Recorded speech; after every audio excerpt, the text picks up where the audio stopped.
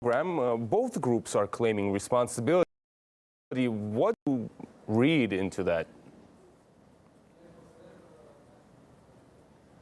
Well, it's been 15 years of U.S. war in Afghanistan. 15 years, the longest war in U.S. history, and not a day, not a minute of peace or stability. There's hundreds of thousands of U.S. troops who have cycled through Afghanistan, and also tens and tens of thousands of NATO, EU forces, even more of contractors and mercenaries.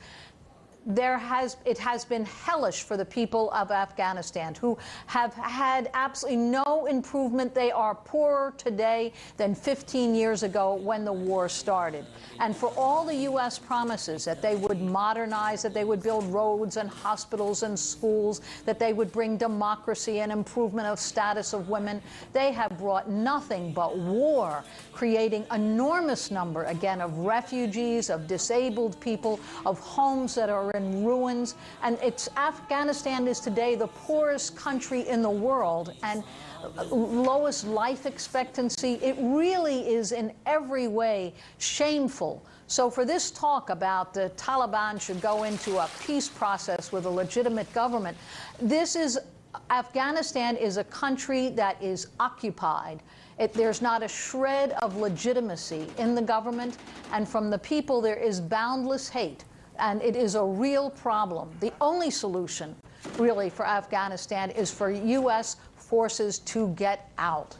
They can bring nothing helpful or progressive or peaceful or secure to Afghanistan. That's a fact, and everyone knows it. Sarah, you just mentioned the Taliban, and some conflicting reports are coming out of Afghanistan right now. How much weight do you attach to the idea of a split in the Taliban over ISIL? Well, I think here's the problem. There are lots of people in Afghanistan who would make a pact with the devil himself. There's such a hatred of the U.S. occupation. And everyone there knows that from the sky, when the U.S. is dropping bombs and firing Predator drones, they don't know if they're hitting ISIL or Al-Qaeda or Taliban or a peasant tilling his field.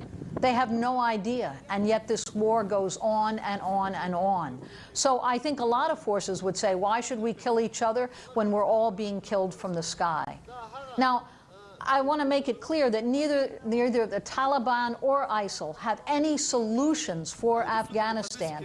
But who destroyed the hope of Afghanistan? Who absolutely gathered the Mujahideen forces? It was the U.S. and Saudi Arabia at the time of the 1979 revolution, and kept them there, the most reactionary, warlord, corrupt and feudal groupings, and then went right back in 2001, the same corrupt alliance. So this is a real problem, but we do know that no matter what's happening on the ground, the people can sort it out.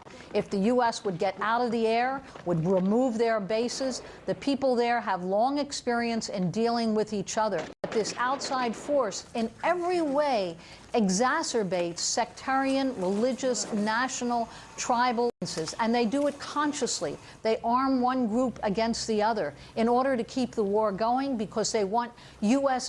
right there next to Iraq and Russia and Pakistan. It's about geopolitical positioning. It's about U.S. control in Central Asia. That's what this war is about. It was never about the people of Afghanistan and doing anything to improve their lives. And it certainly has done nothing but create enormous misery, hatred, and all kinds of resistance. Now, how it's labeled, who knows? We know here in the U.S. Sarah, that we're being lied to about the war and about the purpose for the war. Sarah, thank you so much. I'm afraid that's all the time we have for this interview right now. Thank you for finding the time and sharing your opinion with us. This was Sara Flounders, head of the International Action Center and anti-war think tank.